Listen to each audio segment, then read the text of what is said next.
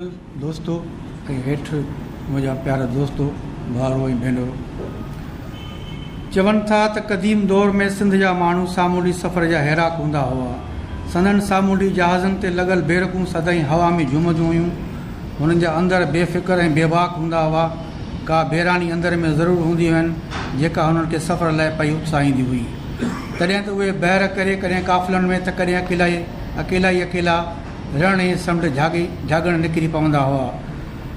रड़ंदड़ रण सां विढ़ंदा हुआ ऐं लहरनि मां जागंदा कंहिं मार्ग ॾे वञी पिरीअ जा वण पसंदा हुआ। कहिड़ी ख़बर त जबल जर ऐं रण जागींदड़नि वटि अॻियां ऊंधाईअ जो समर साण हूंदो की अलाए न। शाह साईं चयो आहे, जेकी वहे वजूद में साहिब सो सम्झे। कुझु माण्हुनि जो ख़्यालु आहे त सफ़र करण सां माण्हू जो मनु खुली थो पवे। चोॾस चौरंग अनेक मंज़र था ज़हन जे कैनवास ते उभरी अचनि। इहो ई सबबु आहे जो सदियुनि सालनि खां माण्हू सफ़र कंदा पिया अचनि।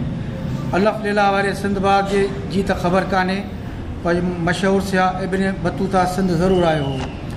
इब्न बतूता ऐं मार्को पोलो जे सफ़रनामनि खे पढ़ी ख़बर पवे थी त अॻे सफ़र केॾा ॾुखिया हूंदा हुआ। माण्हूअ खे वॾा कशाला कढणा पवंदा हुआ। इब्न बतूता खे पंहिंजे मुल्क जे माण्हुनि ते यादि कयो आहे, पर दुबई वारनि हिकु वॾो शॉपिंग मॉल ठाहिराए उनजो नालो रखियो आहे इब्न बतूता मॉल। इहो मॉल उन्हनि मुख़्तलिफ़ मुल्कनि जे नालनि सां भाङनि में विरहायल आहे जिते इब्न बतूता वियो हो। विच में हिकिड़ो नक्शो बि आहे जंहिंमें इहे समूरा मुल्क ॾेखारियल आहिनि जिन में इब्न बतूता पहुतो हो। मूं नक्शे में हिंदुस्तान ॾिसी सिंध जे तारीख़ी शहर सेवण जो नालो ॻोल्हे वरितो हो। सेवण जिते इब्न बतूता तरसियो हो ऐं परॾेही हाकिम तरफ़ां मक़ामी झूंझारनि बाग़नि जे सिरनि जो मीनार ॾिठो हो। सिंध में उन वक़्तु बि झूंझार वतन परस मौजूदु हुआ ऐं सिंध में उन वक़्तु बि परॾेही हुक्मराननि सां जंग पे जोटी। सो ॻाल्हि पहिरीं सैर ऐं सफ़र जी। सिंध में सफ़रनामनि जी शुरूआति बि क़दीम आहे। टालपुरनि जे दौरे हुकूमत में फ़ारसी जो रवाजु हो, पर मशहूरु मर्सियागो शाइर सैयद साबित अली शाह सन 1827 में जंहिं करबला जो सफ़र कयो त हुन पंहिंजो इहो सफ़रनामो सिंधी शहर में लिखियो। उनखां अॻे कलोड़नि जे दौर में मख़दूम मोहम्मद हाशिम ठटवीअ जो अरबीअ में लिखियलु भले पार यानी मके मदीने जो सफ़रनामो हयातुल कुलूब फ़ी ज़ियारतुल महबूब असांजे सफ़रनामनि जे सिलसिले जी शुरूआति आहे। 17 फरवरी 1843 में सिंध जे आख़िरी हुक्मरान मीर नसीर ख़ान टालपुर अंग्रेज़नि जे क़ैद में अचण खां पोइ अप्रैल 1843 में हैदराबाद खां बम्बई ऐं पोइ कलकते जे सफ़र वारे अहवाल खे फ़ारसी नज़्म में लिखियो हो। उहे समूरा आगाठा किताब आहिनि। पाकिस्तान ठाहिण खां पोइ काज़ी अब्दुल मजीद आबिद यूरोप जी डायरी लिखी जहिड़ो कर इब्तिदा करे छॾी। हाणे त सिंधीअ में सफ़रनामा लिखण जो रवाजु ज़ोर वठी वियो आहे। अल्ताफ़ शेख एतिरा सफ़रनामा लिखिया आहिनि जो कंहिं दोस्त चवाणी हाणे घरु वेठे अमी परॾेही मुल्क ॾिसी सघो था सवाइ थाईलैंड जे पताया ऐं उनजे वॉकिंग स्ट्रीट जे। असांजो प्यारो दोस्त इसाक़ अंसारी आहे त बुनियादी तौरु कहाणीकार, पर सफ़र करणु संदसि हाबी आहे। सिंध जो इंतिहाई क़ाबिल एतिराम ऐं मशहूरु लेखक साईं अला बख़्श अनीस अंसारी पंहिंजी औलाद में सिंधी अदब लाइ मुहबत जो सिज उभारे वियो आहे। गुलाब जे सुरख गुलाबनि जहिड़ा कॾहिं बि न मुरझाईंदड़ गुलनि जी सौगंध उते वियो आहे जो इश्तियाक इख़लाक़ ऐं इसाक़ सिंधी अदब सां पंहिंजो कॾहिं बि न ख़तमु थींदड़ इश्क जारी रखंदा पिया अचनि। इसाक़ जो नाविल ख़ाली बेंच नई टईअ में ॾाढो मशहूरु ऐं मोहींदड़ आहे। यूनिवर्सिटी जे टीन एज वारनि छोकिरनि ऐं छोकिरियुनि में तमामु घणो पढ़ियो वञे थो, जीअं तारिक आलम अबड़ी जो नाविल कॾहिं सिंध यूनिवर्सिटी में पढ़ियो वेंदो हो। कुझु वक़्तु अॻु इसाक़ हिमालय जे कच्छ में आबाद मुल्क नेपाल वियो त मोटी अची उतां निकिरी पियसि नेपाल ॾांहुं लिखियईं।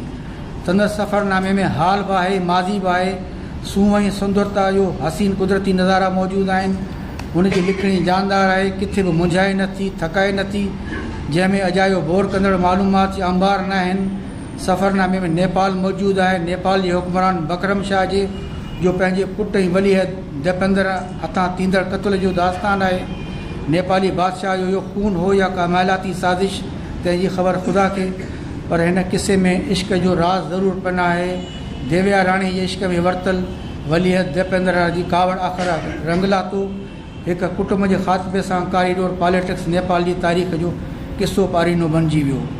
हिन किताब में गौतम बुद्ध जे जनम भूमि कपिलवस्तु जो मुख़्तसर ज़िक्र मौजूदु आहे, पर उन जो अहवाल इसाक तफ़सील सां सफ़रनामे में इन करे न आणे सघियो जो उन वक़्तु कपल वस्तु में तमामु घणो मींहुं वसी रहियो हो ऐं इसाक पोखरान में रहंदे बि ओॾां न वञी सघियो। कपल वस्तु ॾिसण जो शौक़ु त मूंखे बि रहियो आहे, जेको नेपाल में हिन महिल लोम्बेनी ज़ोन जो हिकु ज़िलो आहे। उन ई शहर में गौतम बुद्ध जो जनमु थियो हो, उते ई हुनजो नंढपणु गुज़रियो हो। लोम्बेनी उहो ई इलाइक़ो आहे जिते राणी माया देवीअ खे हिकु पूर्णमासी राति जो सुधारत गौतम ॼायो हो। कपल वस्तु या लोम्बेनी खां सवाइ हिंदुस्तान में गया, किशनगढ़ ऐं सारनाथ उहे इलाइक़ा आहिनि जिते गौतम बुद्ध जा मज़हबी आस्थान मौजूदु आहिनि। यूनेस्को तरफ़ां उन्हनि चइनी मागनि ते पंहिंजे एशिया पैसिफिक लिस्ट जी तारीख़ी आसारनि में शामिलु कयो आहे। इसाक जो सफ़रनामो दिलकशी दिलाराम आहे। असांजे दोस्त बदर बड़ी इहो चवणु ॾाढो सही आहे त हिकिड़ा रूह हूंदा आहिनि साबरीन, ॿिया बेचैन हूंदा आहिनि जेके पोएं जनम में अधूरी रहिजी वियल ख़्वाहिश पूरी करण जे चकर में हर वक़्तु संसार में सरगर्दान हूंदा आहिनि। इसाक उन्हनि मां अलाए कहिड़ी इसाक में अलाए उन्हनि मां अलाए कहिड़ी पुराणी उञ अथसि जेका कंहिं बि घाट ते नथी उजामेसि। इसाक जो किताबु हथ में खणी पूरो करण खां सवाइ दिलि नथी रहे।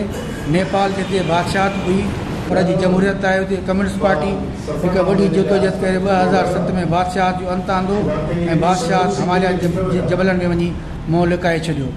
संदसि सफ़रनामो बारिश, तारीख़, वक़्तु ऐं इश्क जे चौगिर्द फिरंदो थो रहे। हीअ दुनिया ॾाढी अजीब आहे।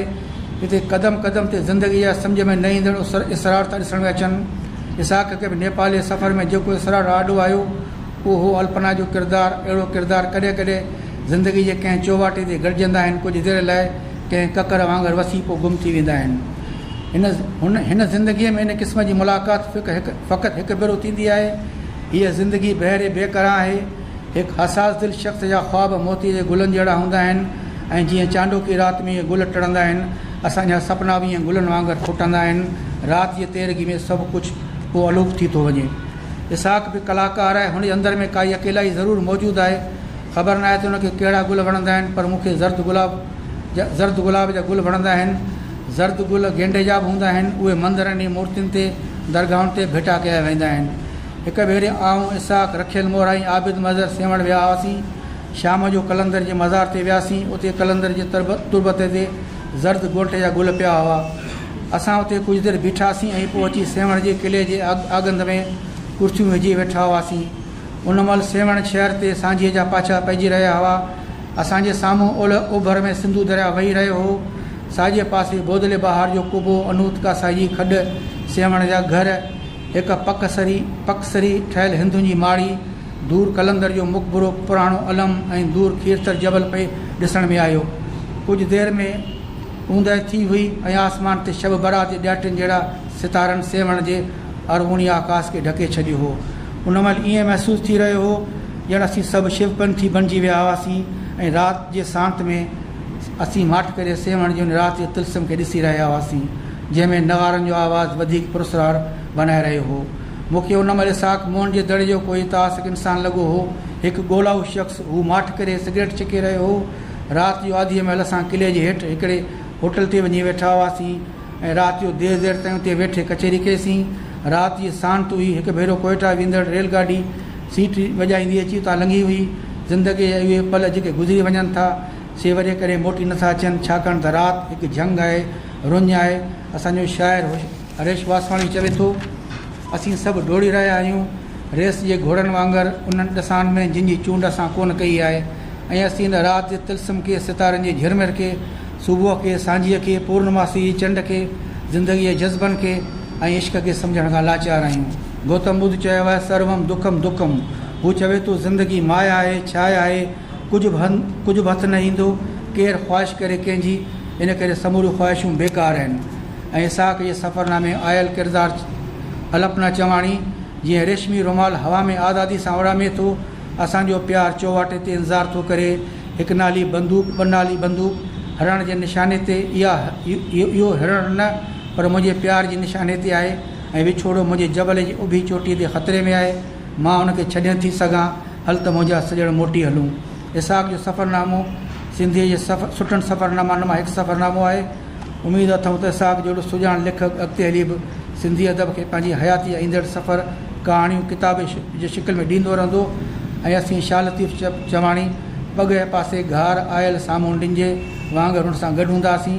आख़िर में आउं सिंधी अदबी संगत वारनि खे जो शुक्रगुज़ार आहियां जो इसाक़ जे हिन किताब लाइ मानियात काज सॼाए असांखे बि ॻाल्हाइण जो मौक़ो फ़राहम कयूं। तव्हांजी महिरबानी।